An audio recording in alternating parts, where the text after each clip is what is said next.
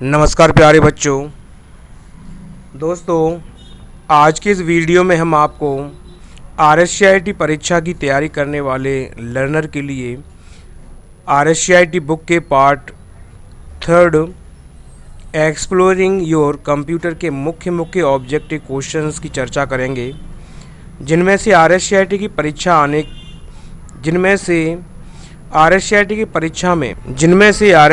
परीक्षा में आने की पूर्ण संभावना रहती है। तो आइए शुरू करते हैं।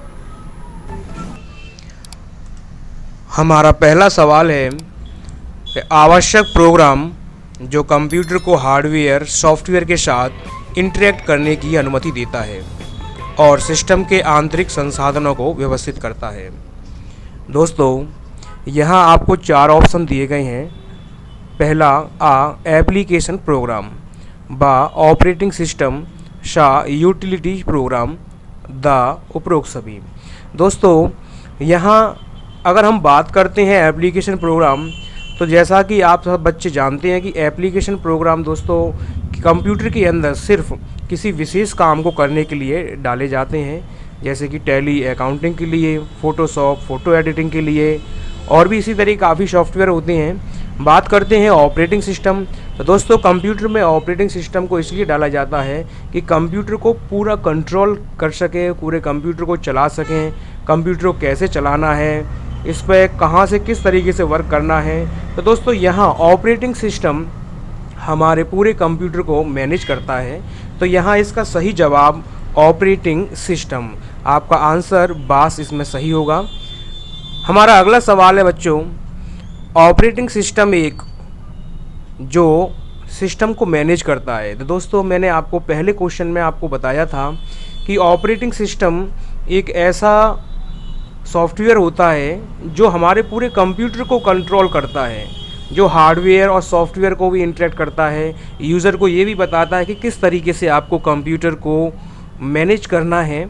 तो दोस्तों यहाँ इस क्वेश्चन नंबर 2 में भी आपको 4 ऑप्शन दिए गए हैं: system software, application software, firmware, utilities software. तो दोस्तों सिस्टम सॉफ्टवेयर ये ऑपरेटिंग सिस्टम ही होता है, बस अंतर इतना होता है कि अलग अलग कंपनियां अपने अपने ऑपरेटिंग सिस्टम को मार्केट में अलग अलग नामों से उतारती हैं। तो यहाँ सिस्टम सॉफ्टवेयर इसका सही जवाब होगा। आपका सही जवाब है आ। आइए दोस्तों अगले सवाल की ओर बढ़ते हैं। सवाल नंबर 3 है, एक ऑपरेटिंग सिस्टम का मुख्य कार्य क्या है। तो दोस्तों ऑपरेटिंग सिस्टम ही पूरे कंप्यूटर को कंट्रोल करता है।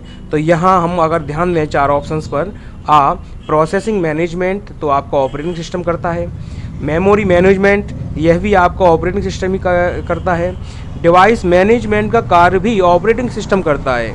तो दोस्तों अगर ये तीनों काम हमारा ऑपरेटिंग सिस्टम करता है तो इसका सही जवाब हम द है, क्योंकि यहाँ ऑल ऑफ द एबव। तो दोस्तों तीसरे सवाल का सही जवाब है द। आइए हम आपको अगली सवाल की ओर बढ़। सवाल नंबर 4 है, निम्न में से कौन सा डेस्कटॉप ऑपरेटिंग सिस्टम का उदाहरण है। दोस्तों यहाँ आपको 4 ऑप्शन दिखाई दे रहे हैं। विंडोज़ ये भी ऑपरेटिंग सिस्टम है दोस्तों, मैकओएस ये भी ऑपरेटिंग सिस्टम है, यूनिक्स एंड लाइनक्स ये भी ऑपरेटिंग सिस्टम का उदाहरण है। तो दोस्तों इसमें द में आपको दिया गया है ऑल ऑफ द एबव। तो दोस्तों यहाँ तीनों ही ऑपरेटिंग सिस्टम है, तो इसका सही जवाब है ऑल ऑफ द एबव। आइए अगले सवाल की ओर बढ़ते हैं। निम्न में से कौन सा मोबाइल ऑपरेटिंग सिस्टम का उदाहरण है। दोस्तों विंडोज़, जैसा कि आप जानते हैं कि मार्केट में विंडोज़ मोबाइल भी मौजूद है। iOS 7 ये भी दोस्तों आपका ऑपरेटिंग सिस्टम है जो मोबाइल के अंदर यूज़ किया जाता है। एंड्रॉयड, दोस्तों आप अच्छी तरीके से जानते हैं कि आजकल जितने भी स्मार्टफोन आ रहे हैं सबसे ज़्यादा अधिक चलन में आपका एंड्रॉयड ऑपरेटिंग सिस्टम है। तो इसमें द जो आंसर है वो है ऑल ऑफ द एबव। तो दोस्तों इसका सही जवाब है ऑल ऑफ द एबव, यह कि तीनों ही ऑपरेटिंग सिस्टम है यहाँ पर। सवाल नंबर 6, निम्न में से कौन ग्राफिकल यूज़र इंटरफेस आधारित ऑपरेटिंग सिस्टम है। दोस्तों ग्राफिकल का मतलब होता है कि वो ऑपरेटिंग सिस्टम जिसके अंदर हम कोई भी काम चित्रों के रूप में बनी हुई कमांड पर माउस से क्लिक करके या टच स्क्रीन पर टच करके हम उस कमांड को एक्टिव करते हैं या हम ना कोई भी काम करते हैं। तो दोस्तों यहाँ फीचर 7, 8, 8.1 और 10 ये भी आपका GUI पर आधारित है। मैकओएस और लाइनक्स ये भी आपका GUI पर आधारित है। विंडोज़ XP, विंडोज़ MI ये भी आपका GUI पर आधारित है। तो दोस्तों यहाँ द आपका सही जवाब है उपरोक्त सभी। तो दोस्तों सवाल नंबर 6 को आप अच्छी तरीके से समझ गए हैं। आइए हम बढ़ते हैं अपने अगले सवाल की ओर। सवाल नंबर 7, निम्न में कौन कमांड लाइन इंटरफेस CLI आधारित ऑपरेटिंग सिस्टम है? दोस्तों मैंने आपको पहले क्वेश्चन में GUI के बारे में समझाया था। दोस्तों ऑपरेटिंग सिस्टम हमारे दो सिद्धांतों पर बने होते हैं, एक GUI पर आधारित, दूसरा CUI या उसे CLI के नाम से भी जाना जाता है। दोस्तों GUI पर आधारित ऑपरेटिंग सिस्टम वे ऑपरेटिंग सिस्टम होती हैं जो चित्रों के रूप में बनी हुई कमांड पर क्लिक करके काम करने के लिए हमें ऑप्शन देती हैं, और CUI या CLI वे ऑपरेटिंग सिस्टम होती हैं जिनमें हमें कोई भी काम टाइप करके करना होता है। कोई फाइल बनानी है तो फाइल का नाम टाइप करना होगा, कॉपी करना है तो टाइप करना होगा, पेस्ट करना है तो टाइप करना होगा। तो दोस्तों तो यहाँ ये पूछ रहा है कि CUI पर आधारित ऑपरेटिंग सिस्टम कौन सा है। तो दोस्तों DOS और यूनिक्स ये दोनों CUI पर आधारित ऑपरेटिंग सिस्टम है, इनमें GUI का इस्तेमाल नहीं होता है।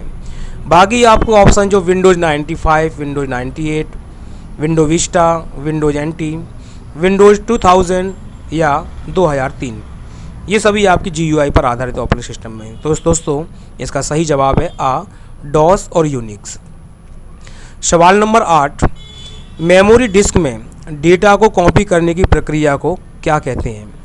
दोस्तों यहाँ सही जवाब है A, स्वैपिंग। मेमोरी से डिस्क में डेटा को कॉपी करने की प्रक्रिया को स्वैपिंग बोला जाता है। तो सही जवाब A है।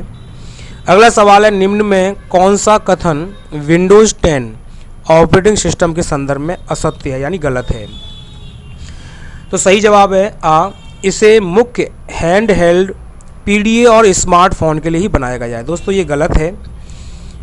ऑपरेटिंग सिस्टम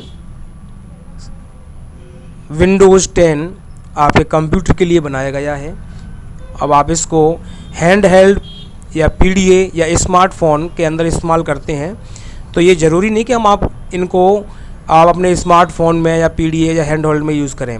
दोस्तों हैंड हेल्ड या PDA या स्मार्टफोन ये वे डिवाइस होती हैं जो हाथों में रख करके या हाथों पकड़ के चलाए जाते हैं। तो दोस्तों विंडो 10 आपके सभी तरह के डिवाइस के अंदर एक्टिव की जा सकती है, चलाई जा सकती है। तो सही जवाब है A, इसे तो इसका जो कथन गलत है वो है A, इसे मुख्यतः हैंड हेल्ड PDA और स्मार्टफोन के लिए ही बनाया गया है। आइए अगली सवाल की ओर बढ़ते हैं। सवाल नंबर 10, निम्न में से किसका संबंध माइक्रोसॉफ्ट विंडोज़ ऑपरेटिंग सिस्टम से नहीं है? दोस्तों विंडोज़ ने अपने बहुत सारे संस्करण मार्केट में उतार दिए हैं जो माइक्रोसॉफ्ट कंपनी द्वारा विकसित किए गए थे।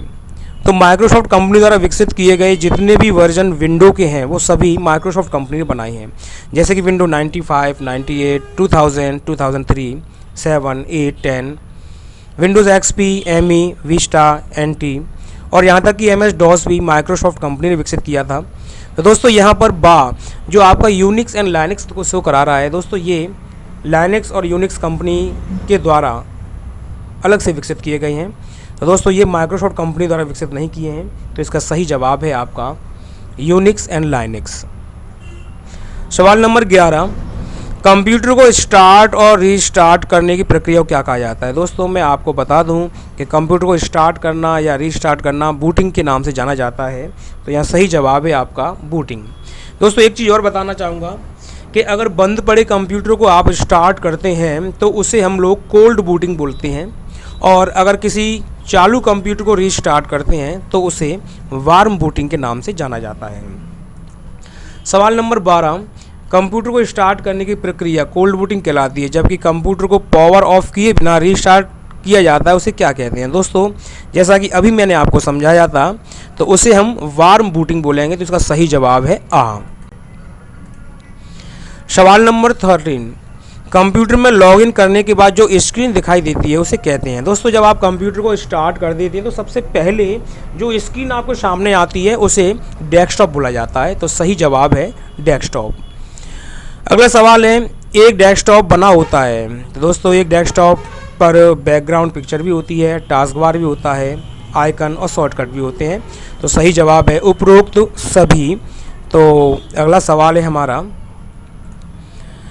डेस्कटॉप स्क्रीन के निचले भाग पर एक पट्टी बनी होती है जिस पर स्टार्ट मेनू और अन्य प्रोग्राम के आइकन बने होते हैं, उसे क्या कहते हैं? तो task bar, menu bar, scroll बार, स्टेटस बार।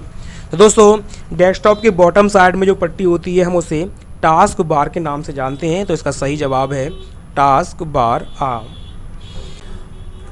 अगला सवाल है, टास्क बार का एक छोटा सा भाग जहां बैकग्राउंड में चलने वाले एप्लीकेशन के आइकन होते हैं और दिनांक व समय प्रदर्शित होता है, वह क्या कहलाता है?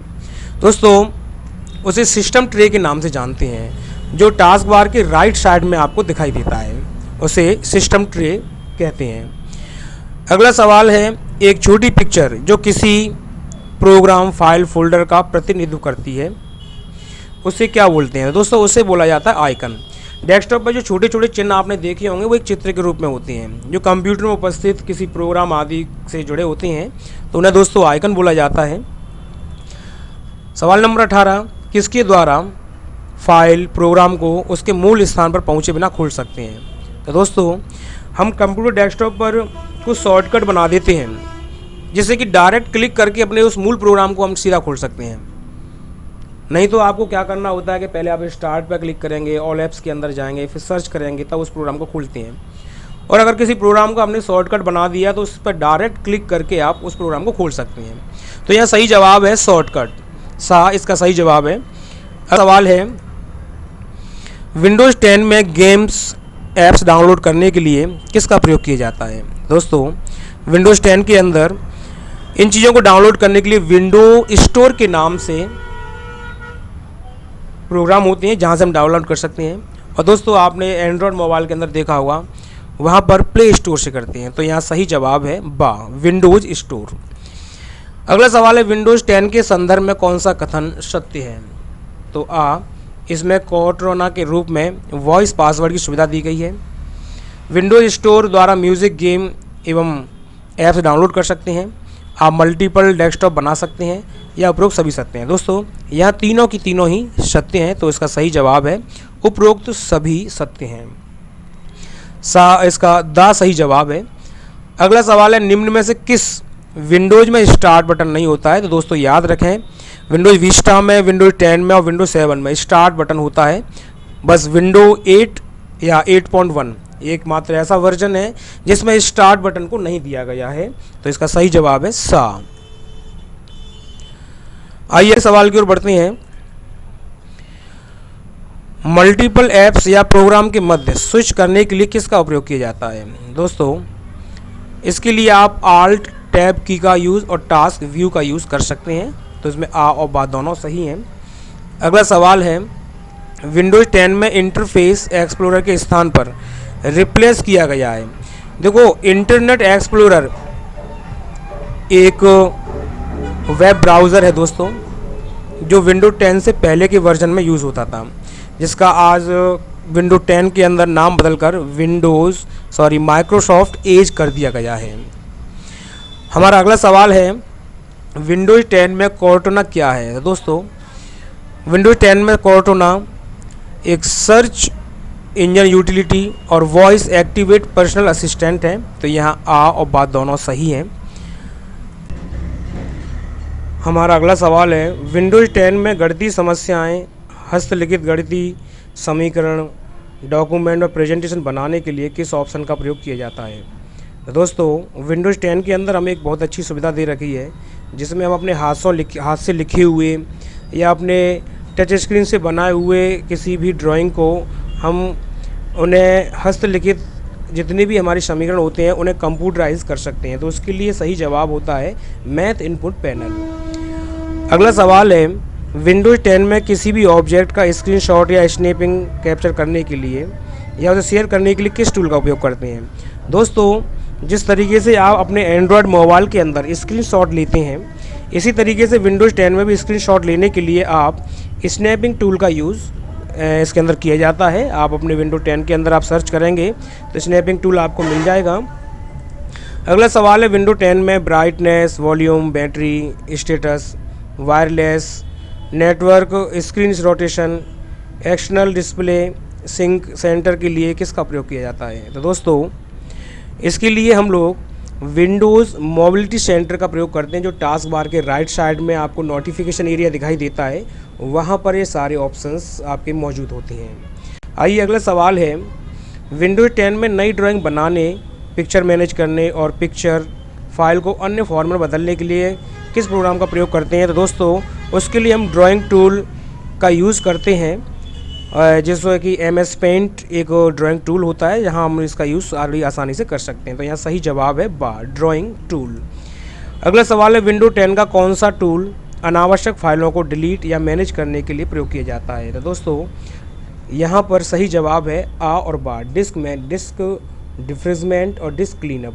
इन दोनों कमांड का यूज़ दोस्तों अनावश्यक फाइलों को और अपनी फाइलों को मैनेज करने के लिए इनका यूज़ करते हैं हम इसमें। अगला सवाल है, एक डेटा का समूह होता है जिसे एक नाम दिया जाता है और उसे डिस्क पर फोल्डर में स्टोर किया जाता है। दोस्तों उसे हम लोग फाइल के नाम से जानते हैं। एक डेटा का समूह होता है जिसे हम एक नाम दे दिया जाता है और उसे डिस्क पर फोल्डर के में स्टोर करते हैं। तो दोस्तों फोल्डर के अंदर हमेशा हमारी फाइल ही स्टोर होती है, ध्यान रखना, ना डायरेक्टरी, ना रूट डायरेक्टरी और ना सब डायरेक्टरी, केवल फाइल को स्टोर कर सकते हैं। तो सही जवाब है फाइल। अगला सवाल है, शॉर्टकट प्रोग्राम और डेटा कनेक्शन का लिंक यहाँ कहाँ पर स्थित होता है? तो दोस्तों डेस्कटॉप पर स्थित आइकन या क्विक लॉन्च बार, स्टार्ट मेनू। दोस्तों यहाँ उपरोक्त सभी का शॉर्टकट प्रोग्राम या डेटा कनेक्शन का लिंक होता है। तो यहाँ उसका सही जवाब है उपरोक्त सभी।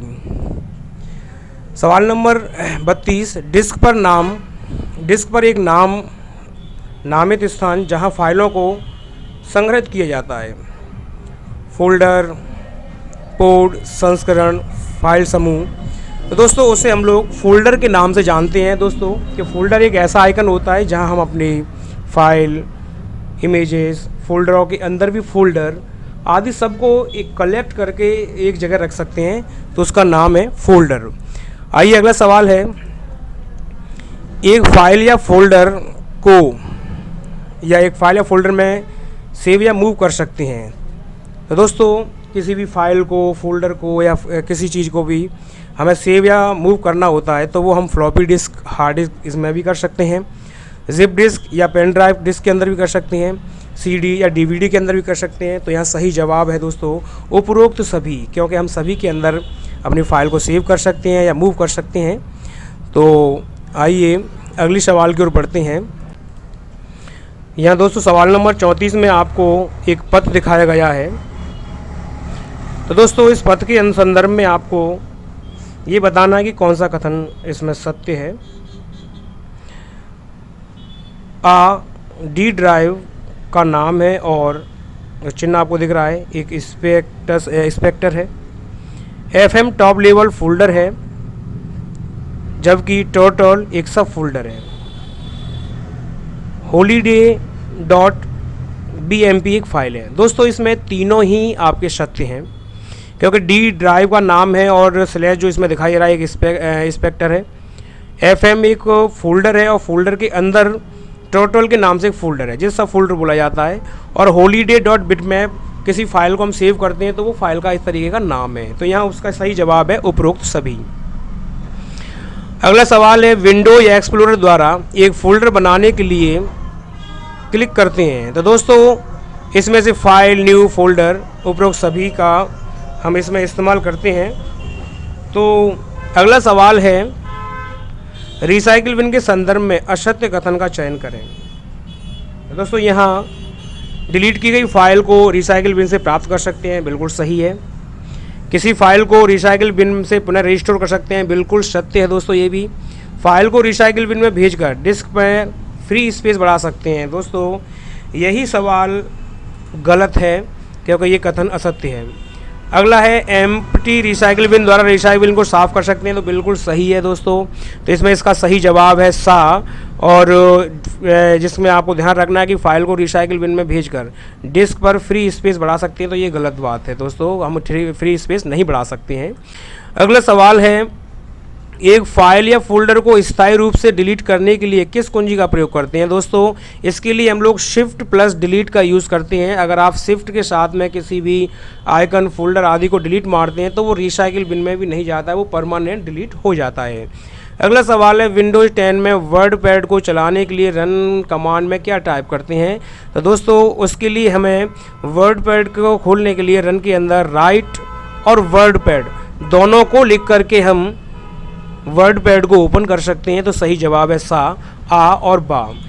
अगला सवाल है, विंडोज़ 10 का कौन सा फीचर आपके सिस्टम को वायरस से सुरक्षित रखता है? दोस्तों विंडोज़ डिफेंडर और विंडोज़ फायरवॉल, ये दो ऑप्शन ऐसे हैं कि बाहरी होने वाले किसी हमले से या आक्रमण से या ऑनलाइन किसी थ्रेड के आया किसी वायरस के आने को रोकता है दोस्तों। तो इसमें सही जवाब है आ और बा दोनों। तो आइए अगले सवाल की ओर बढ़ते हैं। हमारा अगला सवाल है, सिस्टम से वायरस निकालने के लिए किस एंटीवायरस का प्रयोग किया जाता है? तो दोस्तों नॉर्थन, मैकफी, क्विक हिल, अवीरा या कैस्पर स्काई। तो दोस्तों ये सभी एंटीवायरस के नाम हैं। तो दाम में इसमें दिया गया है ऑल ऑफ द एबव। तो इसका सही जवाब है ऑल ऑफ द एबव, क्योंकि सभी का यूज़ कंप्यूटर में से वायरस को निकालने के लिए या कंप्यूटर में किसी वायरस को आने से रोकने के लिए इनका इस्तेमाल किया जाता है। तो सही जवाब है ऑल ऑफ द एबव। आइए अगला सवाल हमारा है, निम्न में से कौन सा ऑपरेटिंग सिस्टम मल्टीटास्किंग नहीं है? दोस्तों मल्टीटास्किंग का मतलब होता है कि जो एक से अधिक कामों को कर सके वे मल्टीटास्किंग होते हैं, और जो एक से अधिक कामों को नहीं कर सकते हैं एक साथ में वो मल्टीटास्किंग नहीं होते हैं। तो यहाँ आपको 4 ऑप्शन दिए गए हैं, Windows 98, Windows NT, Windows XP और MS-DOS। तो दोस्तों इसका दा एक ऐसा प्रोग्राम है या ऑपरेटिंग सिस्टम है जिसमें एक बार में एक ही काम कर सकते हैं। तो इसका सही जवाब है MS-DOS।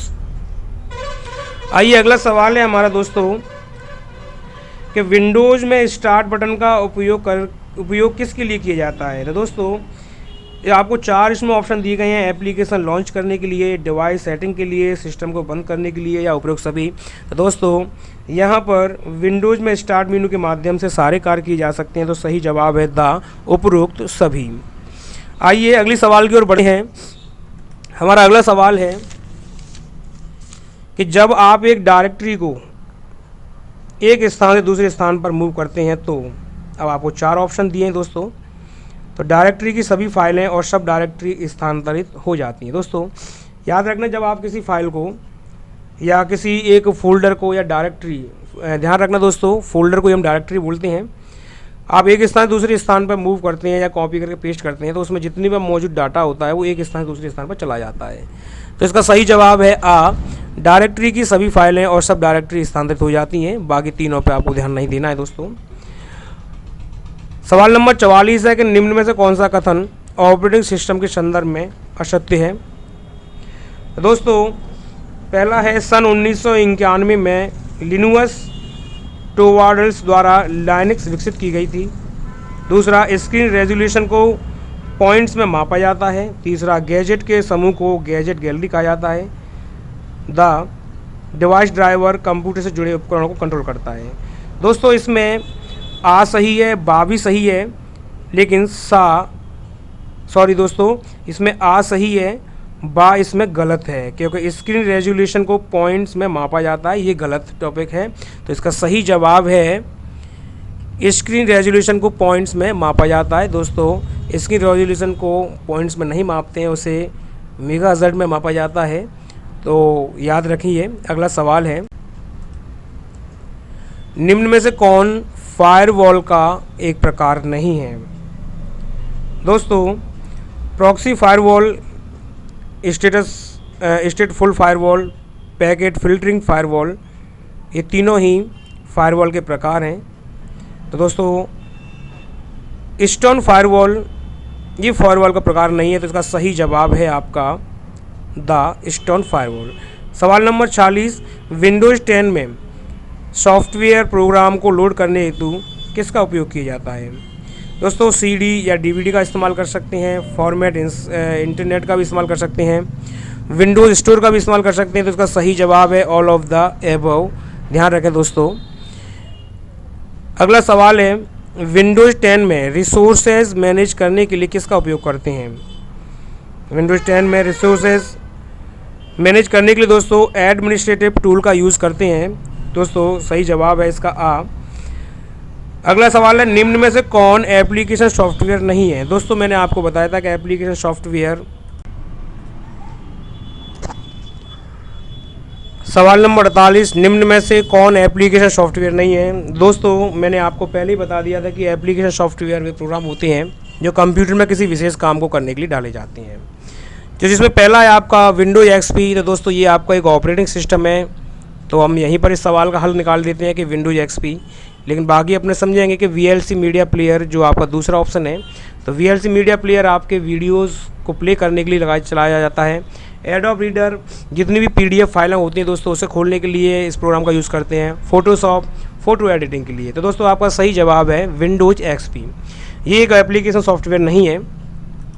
अगला सवाल है कि स्क्रीन को कॉपी या प्रिंट स्क्रीन करने हेतु किस कुंजी का प्रयोग करते हैं? दोस्तों आपके कीबोर्ड में एक बटन होता है जिसे प्रिंट स्क्रीन के नाम से जानते हैं।